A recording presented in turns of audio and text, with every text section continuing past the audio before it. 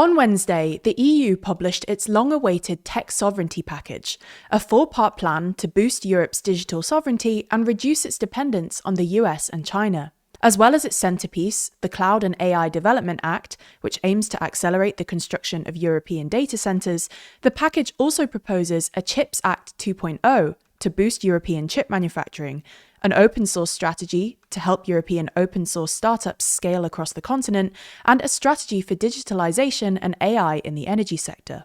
Within this, the package also contains a new proposed system of 4 assurance levels, whereby the more critical a sector is, the more assurances cloud providers will have to offer around data security, cybersecurity, and exposure to third country influence. So in this video, we'll take a look at this new tech sovereignty package and whether it could work.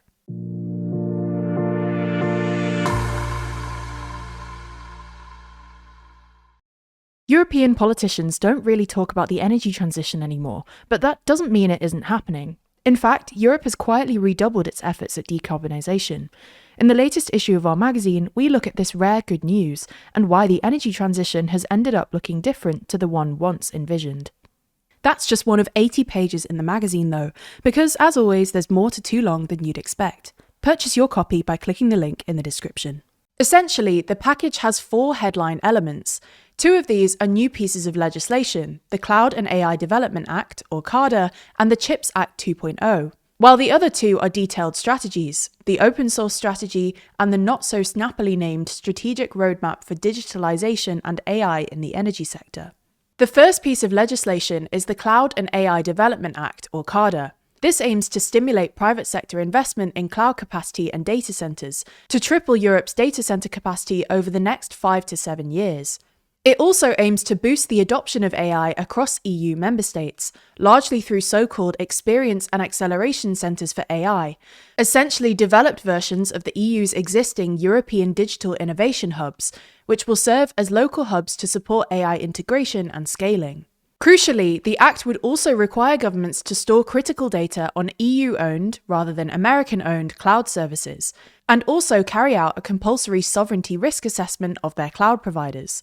For context, at the moment, the EU remains structurally reliant on non-EU providers, mainly from the US and China, for more than 80% of its digital technologies and infrastructure. The US giants Amazon, Microsoft, and Google dominate almost 70% of the European cloud computing market, while the EU's biggest cloud provider currently holds just 2%. As such, this part of the Act basically aims to address concerns surrounding a possible American kill switch. The idea that an unreliable US government, or specifically the Trump administration, could force US tech companies to stop providing services in Europe, for instance via sanctions or export controls. This is perceived as a serious risk inside the EU. In January, an SWG Polling Europe survey found that 59% of Europeans thought the blocking of digital services by the US was an already real and concrete risk, while an even larger share, 86%, thought it was at least plausible and should not be ruled out. Moving on, the second piece of legislation is the Chips Act 2.0. Essentially, this builds on the EU's existing Chips Act, which came into force in 2023 and sought to nurture Europe's semiconductor industry. However, the Chips Act 2.0 goes further in trying to reduce Europe's reliance on third-country chip manufacturers and designers, and build Europe's capacity in cutting-edge semiconductor technologies. Currently, the EU produces less than 10% of the world's semiconductors and is almost 100% dependent on the US and Asia, specifically Taiwan and South Korea, for the most advanced chips, those below 5 nanometers. The European Commission says these structural dependencies, quote, heighten the risk of supply disruptions, coercive pressure, and systemic shocks affecting key EU industries, from automotive and energy to aerospace and defence. As such, the Chips Act 2.0 aims to build capacity by speeding up permitting processes, boosting supply and demand, and supporting investment in European chipmakers and AI factories, with an ambitious aim of producing at least 20% of the world's cutting-edge semiconductors by 2030. Finally, the package also outlines 2 new strategies, the open source strategy and the strategic roadmap for digitalization and AI in the energy sector.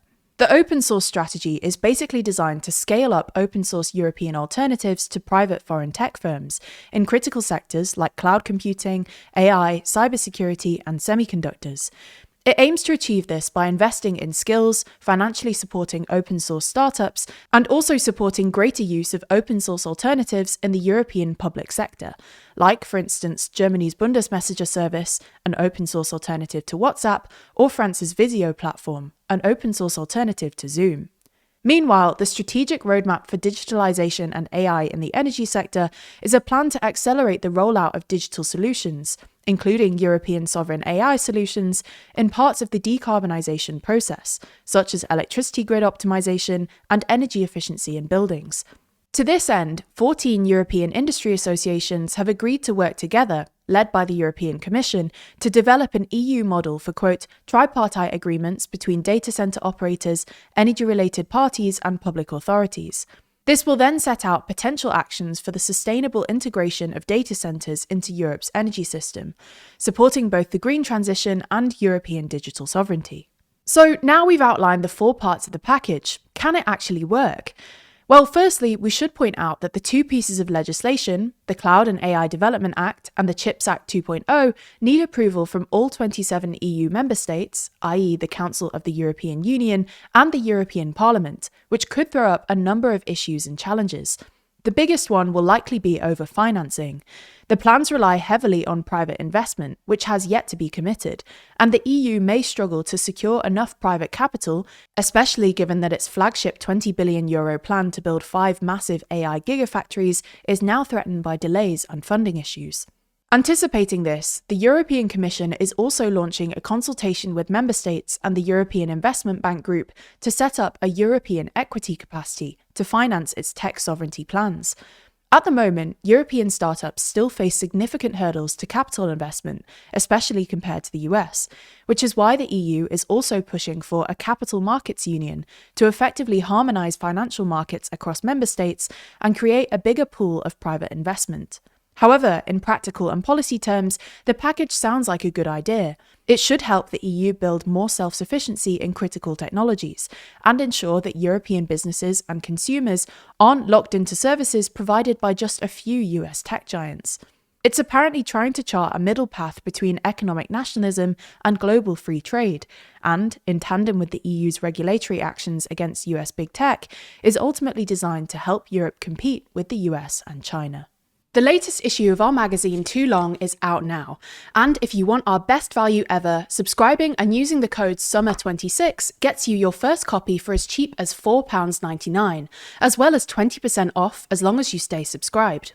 I actually told you about one of the articles in this edition of the magazine at the start of this video, but this issue's also jam-packed with other content from all around the world. Obviously, the headline section is our rundown of Trump's wars around the world, discussing all of the different countries and regions which have faced Trump's military wrath, going nation by nation through the timeline, and reaching the ultimate question, has Trump launched a modern holy war? From there, we dive into our regional sections, starting with the UK, where we unpack the results of the recent May elections, take a look at the UK's odd foreign posture, and discuss whether Britain has become ungovernable. Then, in the EU section, we discuss how Russia's sphere of influence is fading, why Europe's energy transition isn't what you expect, and also look at the Euro's missing members. Finally, in the global section, we discuss if we're seeing echoes of the First World War, what's next for Iran, as well as what really came from the Gen Z protests we saw emerging last year. But that's not even everything. With this 80-page issue, our joint longest ever, there's even more to read than I've even been able to mention here. So click the link in the description to learn more and grab your copy of Too Long today.